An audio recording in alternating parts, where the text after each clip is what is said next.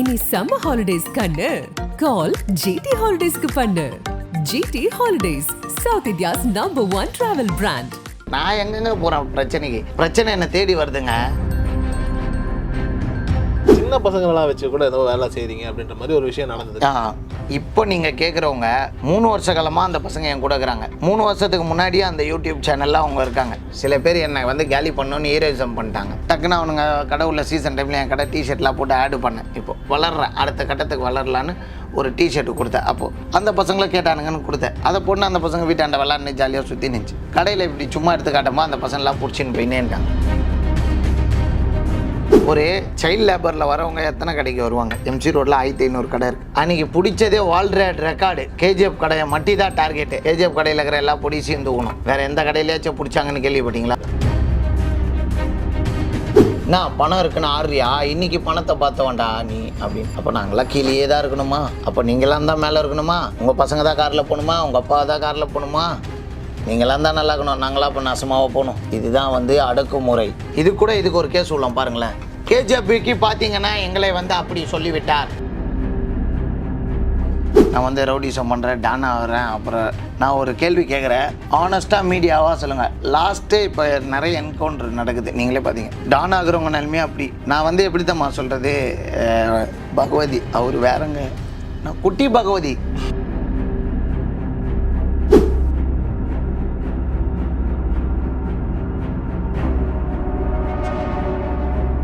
ஆகாயம் தொழில்நர்களுக்கு வணக்கம். நான் உங்கள் அஷ்ரஃப். இன்று நம்மோடு இருப்பது திரு கேஜிஎஃப் விக்கி. வணக்கம். வணக்கம் ஐயா. நீங்கள் கேஜிஎஃப்னு பேர் வச்சுருக்கீங்க, அதுக்கேற்ற மாதிரி டானாவே இருக்கீங்களா நிஜ வாழ்க்கையிலையும்? வந்து கேட்குறத பார்த்தா வந்து ஓப்பனாக பேசலாமா? பேசலாம், நிச்சயமாக. நியூஸ்காரங்க வந்து யார் எது சொன்னாலும் எடுத்து போடுறதுக்கு தான் நியூஸ் சேனல் இருக்குது. நான் கூட சொல்லலாம், நீங்கள் என்னை மிரட்டி தான் அதை உட்கார வச்சு நியூஸில் எடுத்து போடுறீங்கன்ட்டு. அதுக்குன்னு நீங்கள் பெரிய டான் ஆகிடுவீங்களா? நான் சொல்கிறீங்க, கல்யாணத்தை வச்சுக்கிறா, அவ்வளோ லட்சம் ரூபாய் செலவு பண்ணியிருக்கேன், கல்யாணம் நடக்கும் போது அந்த நேரத்தில் எனக்கு வேறு மிரட்டுறதுக்கு டைமே கிடைக்கலன்னா அந்த நேரத்தில் தான் போய் மிரட்டுறேன்னா என் கல்யாணம் முடிஞ்சால் நான் ஓடுருவாங்களா அமெரிக்காவுக்கு அவங்க? அதுதான் வந்து ஒரு கூட்டமே இருக்குது ப்ரோ. இது வந்து ஒரு அதிகாரப்பூர்வமான ஒரு கூட்டம் இருக்குது. அந்த கூட்டத்துக்கு வந்து என்னை அழிக்கணும். நான் எங்கெங்க போகிறேன் பிரச்சனை என்னை தேடி வருதுங்க. நான் தான் சொன்னேன், என்ன என் மேலே சேர்த்து அச்சிக்கினே இருப்பாங்க. அதை நான் கண்டுக்கிறதே இல்லை. அதனால் வந்து பிரச்சனையை பார்த்து நான் பயப்படுறதே இல்லை. என்ன வேணால் பண்ணிக்கோங்க, நான் எல்லாத்துக்கும் தயார்ன்ற மாதிரி ஆகிட்டேன். ஒரு பக்குவமான ஒரு மனநிலைமைக்கு வந்துட்டேன். இதை வந்து என்னை தப்பாக நீங்கள் தான் புரிஞ்சுக்கிறீங்க. நான் வந்து ரவுடிசம் பண்ணுறேன், டான் ஆகிறேன். அப்புறம் நான் ஒரு கேள்வி கேட்குறேன், ஆனஸ்ட்டாக மீடியாவாக சொல்லுங்கள். லாஸ்ட்டே இப்போ நிறைய என்கவுண்டர் நடக்குது, நீங்களே பார்த்தீங்க. டான் ஆகுறவங்க நிலைமையாக அப்படி. நான் வந்து எப்படி தான் சொல்கிறது, பகவதி அவர் வேறங்க, நான் குட்டி பகவதி. குட்டி பகவதி என்ன பண்ணுவாங்க, எல்லாம் அரம்பரெல்லாம் அடிச்சுட்டு போவான். அதே மாதிரி தான் இந்த கேஜிஎஃப் எல்லாம் பண்ணுறாங்க. பெரிய பகவதி எல்லாரையும் நியாயத்துக்கோசம் போராடி அடிப்பார் விஜய் சார் படத்தில். ஆனால் குட்டி பகவதி வடிவேல என்ன பண்ணார், நான் பகவதி, குட்டி பகவதி, அவனை போகிற வரவெல்லாம் அடிப்பா. அதே தான் இப்போ பண்ணுறானுங்க. இதுதான் உண்மை. நான் ஒரு அப்பாவி, என்னை போட்டு எல்லாம் தொல்லை கொடுக்குறாங்க. இதுதான் உண்மை. சின்ன பசங்களெல்லாம் வச்சு கூட ஏதோ வேலை செய்கிறீங்க அப்படின்ற மாதிரி ஒரு விஷயம் நடந்தது. அந்த பசங்க பிடிச்சின்னு போனவங்கள தானே கேட்குறீங்க. இப்போ நீங்கள் கேட்குறவங்க 3 வருஷ காலமாக அந்த பசங்க என் கூட இருக்கிறாங்க. 3 வருஷத்துக்கு முன்னாடியே அந்த யூடியூப் சேனலில் அவங்க இருக்காங்க. அந்த பசங்க வந்து கஷ்டப்படுற குடும்பத்தை பசங்க. நம்ம கடைக்கு பக்கத்தில் தெருவில் வீடு இருக்குது. சும்மா என் கூட வீடியோ பண்ணான்னு ஆசையாக வருவானுங்க, போவானுங்க, கிண்டலாக உட்காந்துருப்பாங்க. எத்தனையோ 3 வருஷமாக இருக்காங்க. 3 வருஷமாக கடையில் வேலை செய்யலை. அவனுங்க இருப்பானுங்க, போவானுங்க. விளையாட்டு பசங்கன்னா என்ன பண்ணுவானுங்க, வீட்டு தெருவில் இருக்கிற பசங்க, ஸ்ட்ரீட்டில் இருக்கிற பசங்க வருவானுங்க, போவானுங்க. அப்போ அவனுங்க சும்மா இந்த சட்டையை எடுத்து ஆசையாக காட்டுறது. இதுதான் வந்து ஹீரோயிசம். சில பேர் என்னை வந்து கேலி பண்ணணும்னு ஹீரோயிசம் பண்ணிட்டாங்க. டக்குன்னு அவனுங்க கடை உள்ள சீசன் டைமில் என் கடை டிஷர்ட்லாம் போட்டு ஆடு பண்ணேன். இப்போ வளர்றேன், அடுத்த கட்டத்துக்கு வளரலான்னு ஒரு டிஷர்ட்டு கொடுத்தேன். அப்போது அந்த பசங்களை கேட்டானுங்கன்னு கொடுத்தேன். அதை பொண்ணு அந்த பசங்க வீட்டாண்ட விளாட்னு ஜாலியாக சுற்றி நின்று கடையில் இப்படி சும்மா எடுத்து காட்டமா அந்த பசங்களாம் பிடிச்சின்னு போயினேன்ட்டாங்க. ஒரு சைல்டு லேபரில் வரவங்க எத்தனை கடைக்கு வருவாங்க? எம்சி ரோட்டில் 1500 கடை இருக்குது. எல்லா கடையும் தான் பார்ப்பாங்கல்ல.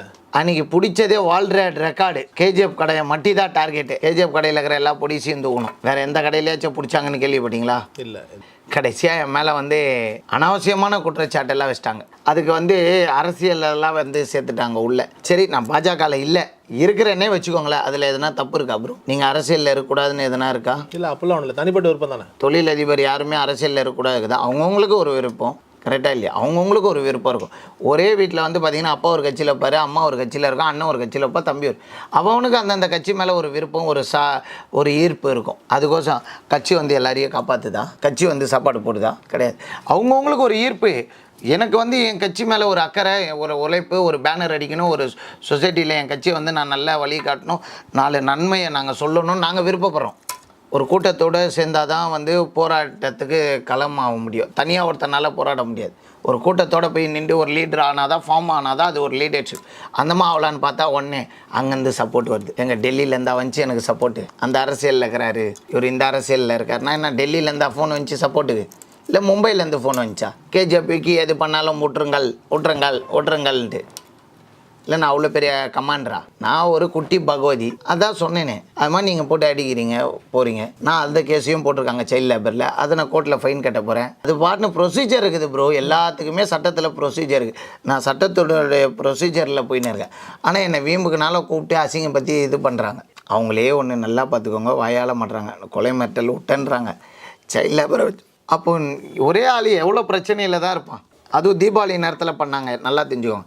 ஏன்னா அப்போ தான் என்னை போலீஸ் பிடிச்சின்னு போவாங்க, காவல்துறை என்னை கைது செய்வாங்க, நான் சிறைக்கு செல்வேன். அப்போ தான் வந்து அவங்க நிம்மதியாக தொழில் பண்ண முடியும். என் கடைக்கு வர கஸ்டமரெல்லாம் வச்சு சம்பாரிச்சிக்கலாம். அதுதான் அவங்களோட பிளான். அதுக்கு தான் அவங்க அந்த முயற்சியை பண்ணாங்க. அது பலன் கொடுக்கவில்லை. எல்லாத்துக்குமே ஆதாரம் வேணும் ப்ரோ.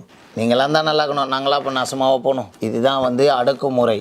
இதை தான் படத்தில் வந்து சில டைரக்டர்கள், இயக்குனர்கள், பிரபலமான இயக்குனர்கள் சொல்லி கொண்டு இருக்கார். அடக்குமுறை, ஒரு குறிப்பிட்ட ஆட்களை வந்து அடக்குமுறை பண்ணுறாங்க பார்த்தீங்களா, கேஸ்ட் வைஸாக. அதை படத்தில் நிறைய பேர் காட்டுறாங்க. நம்ம சொல்ல வேண்டியது இல்லை. டைரக்டர் நேம்லாம் சொல்லணுமாண்ணா? சொல்கிறது தான் உங்கள் விருப்பம். இருக்காங்க, நல்ல நல்ல டைரக்டர்கள்லாம் இருக்காங்க. ரஞ்சித் அண்ணன் இருக்காப்புல, அப்புறம் பார்த்தீங்கன்னா ஒரு மாரி செல்வராஜ் இருக்கிறாப்புல, நல்ல ஒரு இயக்குனர். இவங்கெல்லாம் வந்து பார்த்திங்கன்னா நிறைய பேர் இருக்காங்க அந்த லிஸ்ட்டில். அந்த மாதிரி சொல்கிறேன். அந்த மாதிரி ஒரு அடக்குமுறையெல்லாம் வந்து எப்படி அடக்குமுறை மக்களை பண்ணுறாங்க, ஒரு கேஸ்ட்டை வந்து அமுக்குறாங்கன்ட்டு. அதே மாதிரி ஒரு தொழிலெல்லாம் வந்து பண்ணால் ஒருத்தன் வளர்ந்தால் எப்படி அமுக்குவாங்க குறுகிய காலத்தில்ன்றதுக்கு உதாரணம் என்னை பார்த்து கற்றுக்கோங்க. என்னை அமுக்குறாங்க. அப்போ தொழிலில் மேலே கீழே. சரி, நீங்கள் சொன்னீங்களா ரவுடி அப்படின்ட்டு, ஓப்பன் சேலஞ்சு. உங்கள் முன்னாடி தான் இந்த ஃபோனை தரேன், இந்த ஃபோனை வச்சுக்கோங்க. ஒரு வாரம் எந்த ரவுடி வரா, எந்த கான்டாக்ட் வருது, எல்லாத்தையும் நீங்கள் பார்த்துக்கோங்க.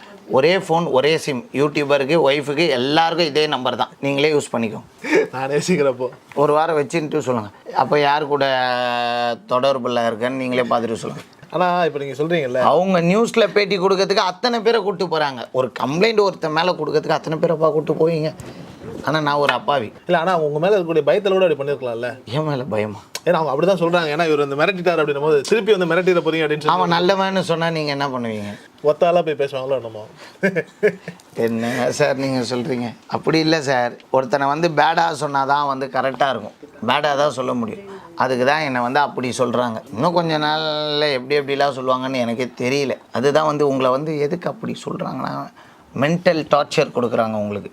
நீங்கள் வியாபாரத்தை விட்டு ஓடணுன்னா உங்களுக்கு வந்து பொறுக்கி பையன், அப்படி பையன், ரவுடி பையன், இவன் வந்து இவன் ஆள் வச்சு கொலை பண்ணுவான், இப்படி பண்ணுவான், அப்படி பண்ணுவான், எல்லா விதமான பொய்கள், குற்றச்சாட்டு உங்களை வந்து நிம்மதியாக வாழ விடாமல் நீங்கள் கோர்ட்டும் ஸ்டேஷனுக்கும் தெரிஞ்சுக்கின்னு அப்புறம் ஃபேமிலி ஆயிடுச்சு, கல்யாணம் ஆயிடுச்சு, அவங்களுக்கும் பதில் சொல்லிக்கிட்டு, பொண்ணை குத்தவங்களுக்கு பதில் சொல்லி, அம்மாவுக்கு பதில் சொல்லி, இவ்வளோ ப்ரெஷரை உங்களுக்கு ஏற்றினா என்ன பண்ணுவீங்க? தொழில் நீ பண்ணுவியா? மறுபடியும் ஆரம்பித்த இடத்துக்கே போய் நின்றுவல. இதை தான் அவங்க ட்ரை பண்ணுறாங்க. இப்போ தொழில் ஏற்றத்தாழ்வுங்கிற மாதிரி வந்து நீங்கள் சொன்னீங்கல்ல, ஜாதி வந்துட்டு அடக்குறாங்க அப்படின்ற மாதிரி இருக்கும்போது அந்த மாதிரி மேலே கீழேங்கிறது வந்துட்டு தொழிலில் ரொம்ப பார்க்குறாங்களோ? ஐயோ, அந்த ஹீரோயிசம்லாம் இன்னமும் இருக்குது.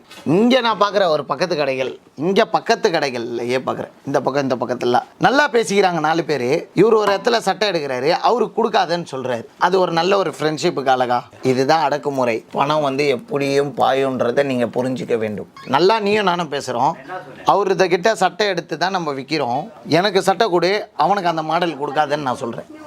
நீ சம்பாரிச்சிட்டீனா, நீ வளர்ந்துட்டீனா, நீ காரில் போயிட்டீனா, நீ வீடு கட்டிட்டீனா, உன் பிள்ளை நல்ல ஸ்கூலில் படிச்சுட்டானா, நீங்களாம் வேலைக்கு போகிற அளவுக்கு ஓய்ந்துட்டீங்கன்னா அதுதான் வரல.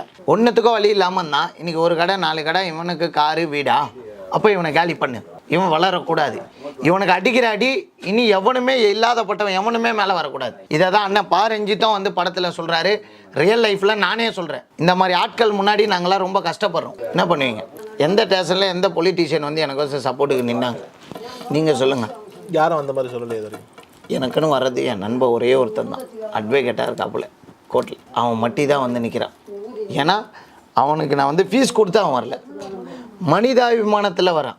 என் நண்பன் வந்து வளர்ந்துருக்கான் அப்படின்ட்டு. என் நண்பனோட வீட்டுக்கு வரீங்களா? நான் கூப்பிட்டு போய் காட்டுமா? கேமரா 6 பேர் இவ்வளோண்டு ரூமில் தான் படுத்து வளர்ந்துருக்காங்க. 6 பேர் அந்த ரூமில் பிறந்து வளர்ந்து அதுலேயே வளர்ந்து தான் இன்றைக்கி ஒரு அட்வொகேட்டாகி 4 குடும்பத்தை காப்பாற்றுறான். அப்படி இருக்கும்போது அவனும் என்னை பார்த்துருக்கான். அதனால தான் வந்து நம்ம நண்பன் வளர்ந்துருக்கான் அப்படின்ட்டு அவன் வந்து என்கிட்ட ஒரு 10,000 20,000 ஃபீஸ் கேட்கல. அவன் நல்லா இருந்தானா 4 பேர் நல்லா இருப்பான்ப்பா அப்படின்ட்டு அவன் வந்து எனக்கு ஒத்தாசை செய்கிறான். உடனே என்ன சொல்கிறான், எனி டைம் வக்கீலை வச்சுக்கின்னு சுற்றுறான். எனி டைம் கத்தி வச்சுன்னு வெப்பன் வச்சுன்னு சுற்றினா தான் தப்பு. வக்கீல் வச்சுன்னு சுற்றினா தப்பு இல்லையே. வக்கீல் கூட சுற்றினா 4 சட்டத்தை கற்றுப்போம், சட்டத்தில் வர செக்ஷனை கற்றுப்போம். கரெக்டாக இல்லையா ப்ரோ? இதுதானே ஒரு போலீஸ்கார் கூட வந்து ஒரு காவல்துறை கூட வந்து ஒரு பேசுகிறோம். நம்ம ஸ்ட்ரீட்டில் இருக்கிறவங்க அவங்க நம்ம வீட்டு பக்கத்தில் இருக்கிற கோட்ரஸ்னால் அவங்க கூட பேசினா அவங்க வந்து நம்மளுக்கு உதவி செய்கிறாங்கன்னு அர்த்தமாக கிடையாது. ஃப்ரெண்ட்ஷிப் வேறு, ப்ராப்ளம்ஸ் வேறு. பார்க்குறோம் மேன் டு மேன் ஹெல்ப்பு. காலைல ஒரு குட் மார்னிங் சார்ன்றோம், அதுக்குன்னு நான் அவருக்கு குட் மார்னிங் வச்சேன்னா அவருக்கு வந்து எனக்கு ஹெல்ப் பண்ணுறாருன்னு அர்த்தமா கிடையாது. இதெல்லாம் மாதிரி தவறாக சொன்னால் நான் என்ன சார் செய்யுது? நிச்சயமாக சார். ரொம்ப தேங்க்ஸ் பிரதர். ரொம்ப அழகாக பியூட்டிஃபுல்லாக பேசுனீங்க. ரொம்ப ரொம்ப நன்றி. மிக்க நன்றி. இனி சம்மர் ஹாலிடேஸ் கண்ணு கால் ஜிடி ஹாலிடேஸ்க்கு பண்ணு. GT Holidays, South India's number 1 travel brand.